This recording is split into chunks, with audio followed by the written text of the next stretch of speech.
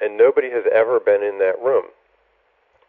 So you don't know what's inside the room. It's impossible to tell what's inside the room. In fact, the programmers may have put absolutely nothing in the room.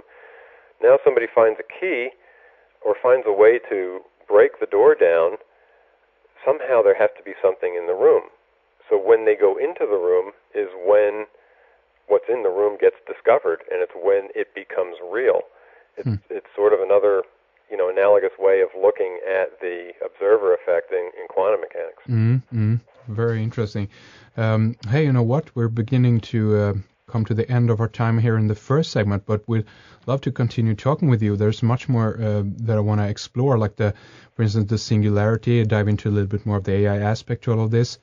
Excuse me. And then also, of course, to talk a little bit about the Second Life thing going up right now, ongoing, so to speak. Sweden actually opened up an embassy in Second Life, by the way, but there's much more to discuss here in the next segment. So do you have the time for us to continue?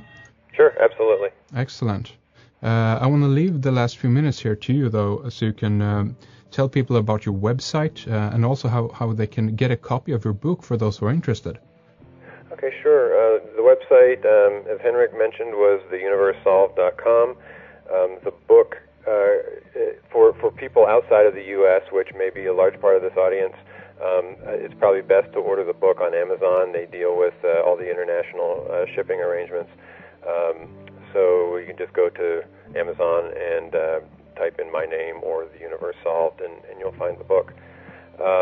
I don't have a distribution arrangement in Europe at this time, so they would have to get ordered from the U.S. So shipping is a little bit more expensive that way, but there's always that possibility.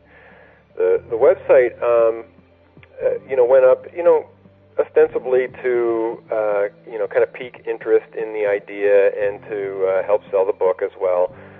But I'm trying to make it as interactive as I can, and I've been putting some things on there that, that make it a little bit more interactive and interesting. So, for example, there's a chatterbot, which is I've named Morpheus in honor of Morpheus from the Matrix, and this is basically an AI that is run out of a group, AI-i.com, which I think they're based in Israel, and he's actually very interesting. He's armed with a number of jokes, and he can actually learn as you tell him things, and he'll kind of repeat back some of the stuff, and I'm actually surprised at the level of conversation that he's gotten to at this point. When I first put him up, he kind of had ADHD, but now he's getting a little bit better at maintaining a conversation. Right.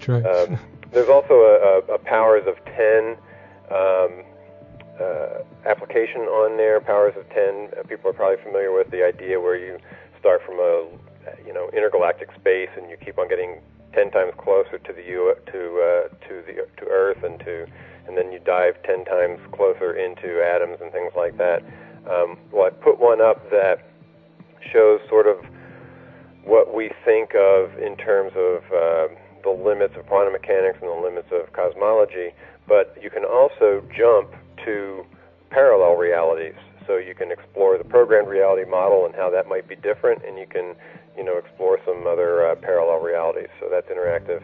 And I'm working on trying to get a forum up there as well, so that people can post their own ideas and comment on others. But that's probably coming in the next month or so. The website again is theuniversesolved.com. Jim and I are going to take a break right here, but we'll continue our discussion in our members section. We're going to talk more about the singularity, nanotechnology regulation, Second Life, quantum physics, consciousness, the soul, and what it means if we indeed do live in a simulation. So head on over to our website, redicecreations.com, to find out how to sign up and tune in to the continuation of our program with Jim Elvidge. Thank you for listening, and my thanks to Fredrik behind the controls. This is Henrik Palmgren. We'll talk more at the other side of the break.